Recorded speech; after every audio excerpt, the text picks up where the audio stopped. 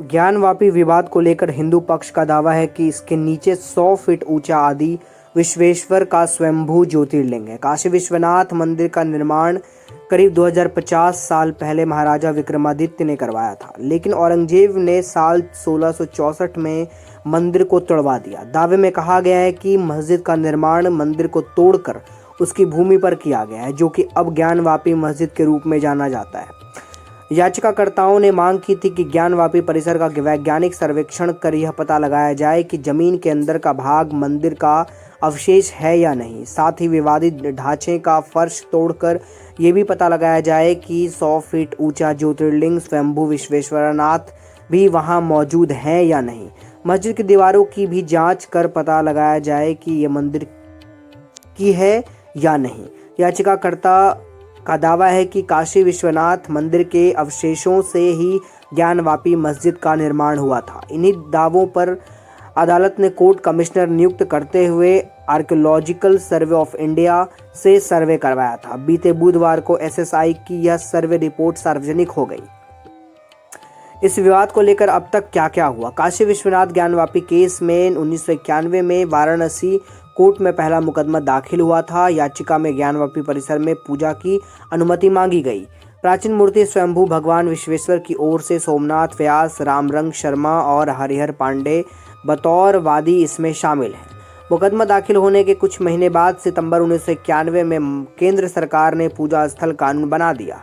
ये कानून कहता है कि 15 अगस्त 1947 से पहले अस्तित्व में आए किसी भी धर्म के पूजा स्थल को किसी दूसरे धर्म के पूजा स्थल में नहीं बदला जा सकता। अगर कोई करने की कोशिश करता है तो उसे 1 से 3 साल तक की जेल और जुर्माना हो सकता है। अयोध्या का मामला उस वक्त कोर्ट में था, इसलिए उसे इस कानून से अलग रखा गया था। लेकिन ज्ञानवापी मामले में इसी कानून का हवाला देकर मस्जिद कमेटी ने याचिका को हाईकोर्ट में चुनौती दी। 1993 में इलाहाबाद हाईकोर्ट ने स्टे लगाकर यथास्थिति कायम रखने का आदेश दिया था। 2018 में सुप्रीम कोर्ट ने आदेश दिया कि किसी भी मामले में स्टे ऑर्डर की वैधता केवल 6 महीने के लिए ही होगी। उसके बाद ऑर्डर प्रभावी नहीं रहेगा। इसी आदेश के बाद 2019 में वाराणसी कोर्ट में फिर से इस मामले में सुनवाई शुरू हुई। 2021 में वाराणसी की सिविल जज senior division fast track court से ज्ञानवापी मस्जिद के पुरातात्विक सर्वेक्षण की मंजूरी दे दी। आदेश में एक कमीशन नियुक्त किया गया और इस कमीशन को 6 और 7 मई को दोनों पक्षों की मौजूदगी में श्रृंगार गौरी की वीडियोग्राफी के आदेश दिए गए। 10 मई तक अदालत ने इसे लेकर पूरी जानकारी मांगी थी। 6 मई को पहले दिन का ही सर्वे हो पाया था, लेकिन 7 मई को मुस्लिम पक्ष ने इसका विरोध शुरू कर दिया। मामला कोर्ट पहुंचा। 12 मई को मुस्लिम पक्ष की याचिका पर सुनवाई हुई। कोर्ट ने कमिश्नर को बदलने की मांग खारिज कर दी और 17 मई तक सर्वे का काम पूरा करवाकर रिपोर्ट पेश करने का आदेश दिया। कोर्ट ने कहा कि जहां ताले लगे हैं वहां ताला तुड़वा दीजिए।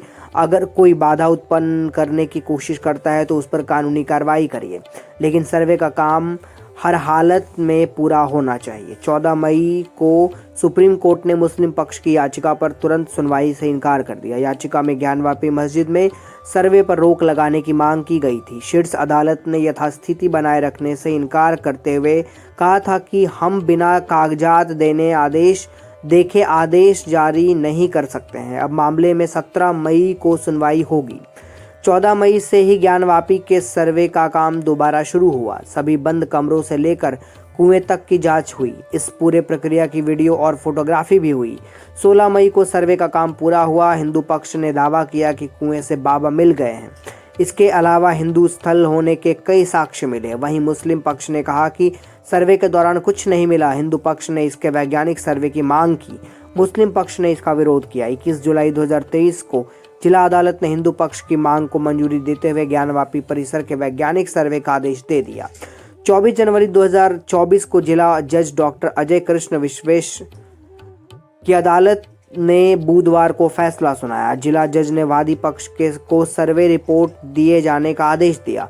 25 जनवरी 2024 को रिपोर्ट सार्वजनिक कर दी गई।